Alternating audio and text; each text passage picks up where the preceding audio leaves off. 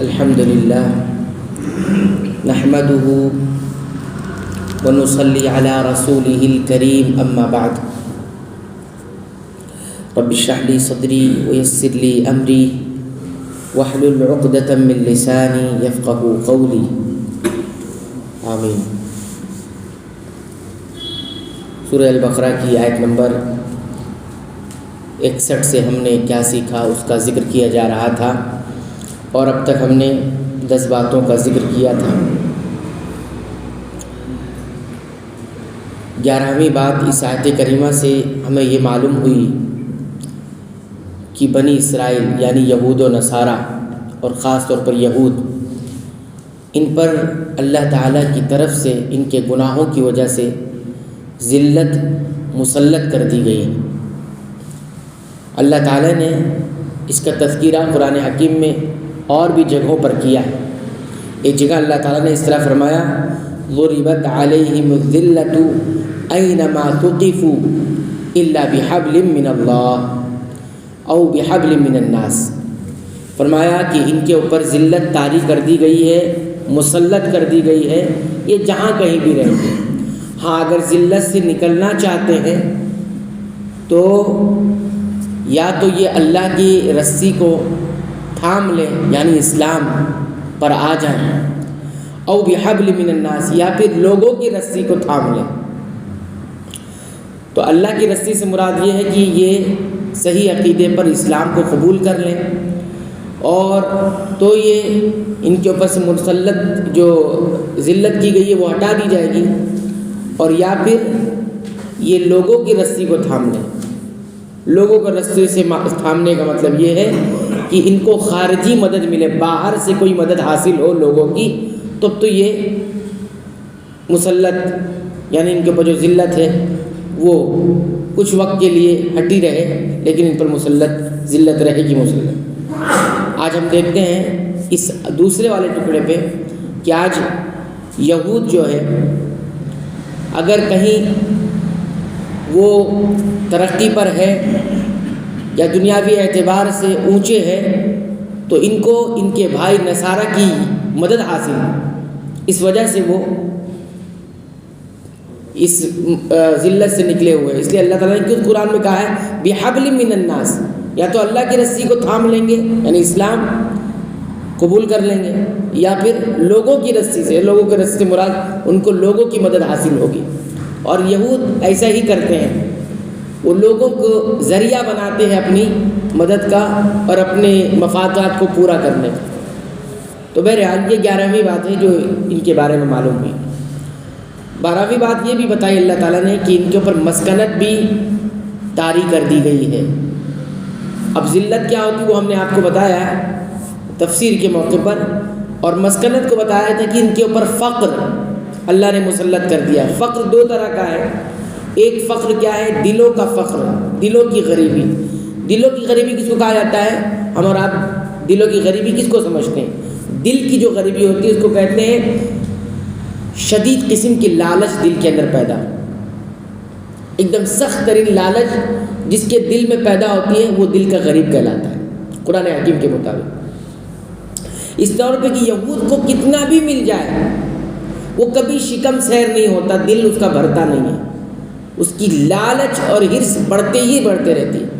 مومن کا معاملہ یہ ہے کہ مومن حرص اور لالچ نہیں کرتا، بقدر ضرورت بقدر کفاف وہ کوئی بھی چیز حاصل کرتا ہے اور اس پر راضی رہتا ہے، لیکن شدید قسم کی لالچ کی جس کی وجہ سے غلط اور صحیح کی تمیز کھو دے وہ نہیں کرتا۔ لیکن یہود کے بارے میں یہ بتایا گیا کہ ان کو مسکنت طاری گئی، یعنی فقر، دل کی غریبی ان کو ملی ہوئی ہے، یعنی وہ بہت شدید قسم کی لالچ رکھتے ہیں، وہ کبھی بھی مال کی طلب میں، خاص طور پر مال کی طلب میں کبھی بھی وہ رکتے نہیں ہیں۔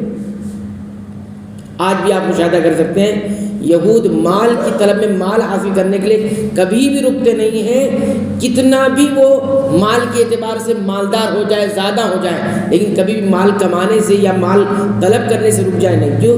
ان کے اندر دلوں میں اللہ نے کیا ڈال دیا ہے؟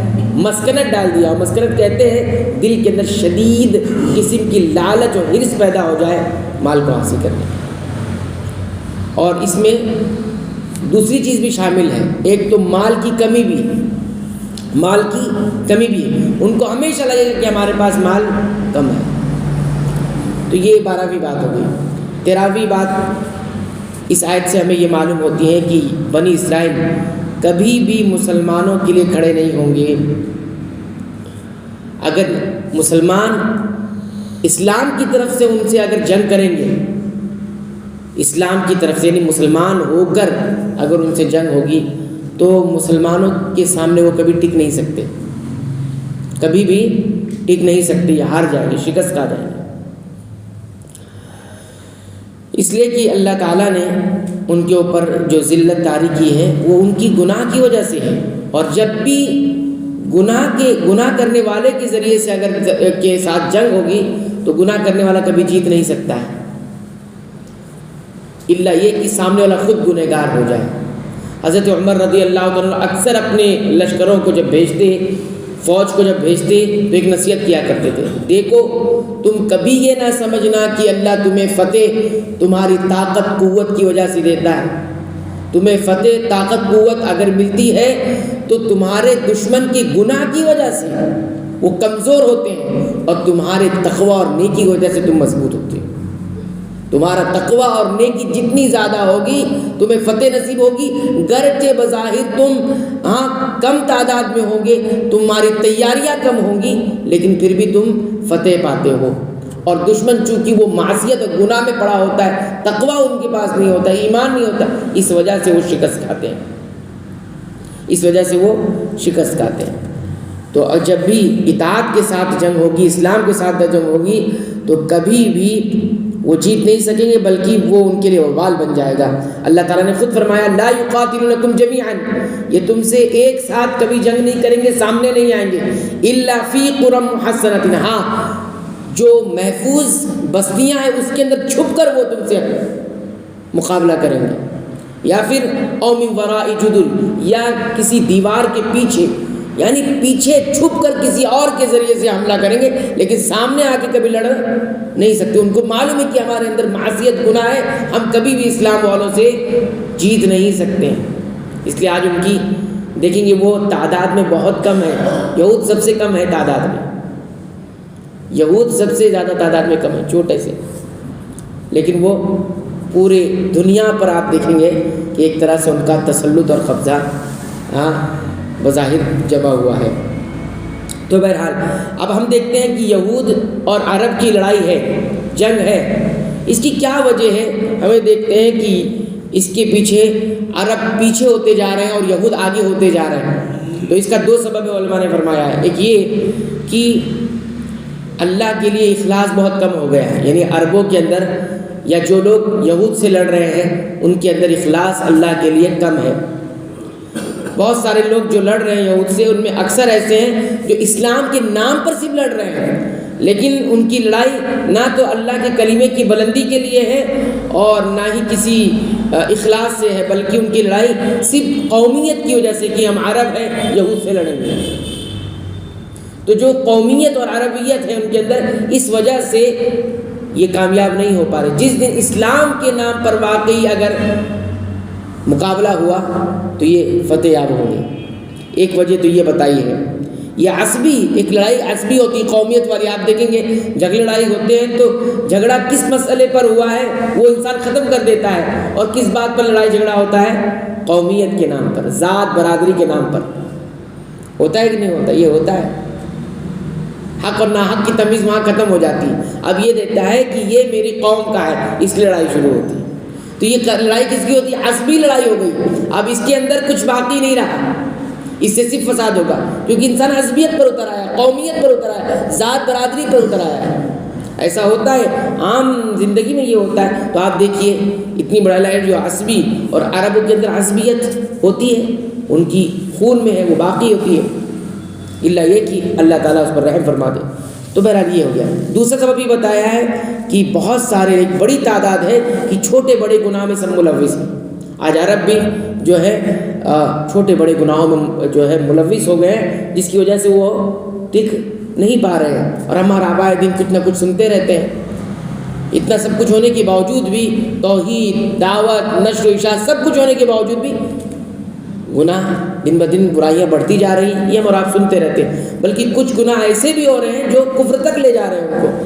تو یہ آپ دیکھیے کہ مسلمانوں سے جب لڑائی ہوئی یہود کی جنگ احد میں، آپ دیکھیے کہ ایک گناہ تو صرف ہوا تھا، ایک معصیت اللہ کی صحابہ سے ہوئی تھی، اور فتح جو ہے شکست میں تبدیل ہو گئی، جیت ہار میں تبدیل ہو گئی ایک گناہ پر۔ اور یہاں تو گناہوں کا انبار، گناہوں کا ایک سلسلہ ہے، تو آپ سوچیے کیسے ہوگا۔ اللہ تعالیٰ نے خود فرمایا حتی اذا فشلتم وتنازعتم فی الامر وعصیتم من بعد ما اراکم ما تحبون، تم نے جو ہے معصیت اور گناہ کیا جس کی بنا پر تم پھسل گئے اور شکست میں تمہارا معاملہ تبدیل ہو گیا۔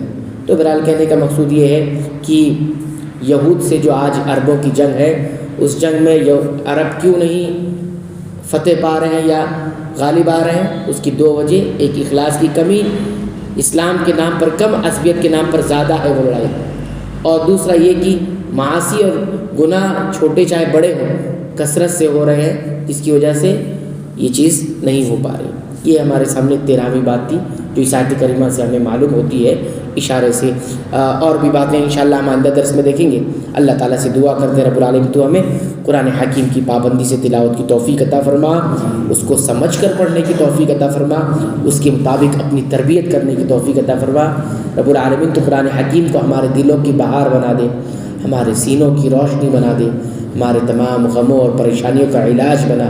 رب العالمین تو ہمیں بخش دے، ہمارے والدین کو بخش دے، تمام اہل ایمان، اہل اسلام، اہل توحید کو بخش دے، آمین۔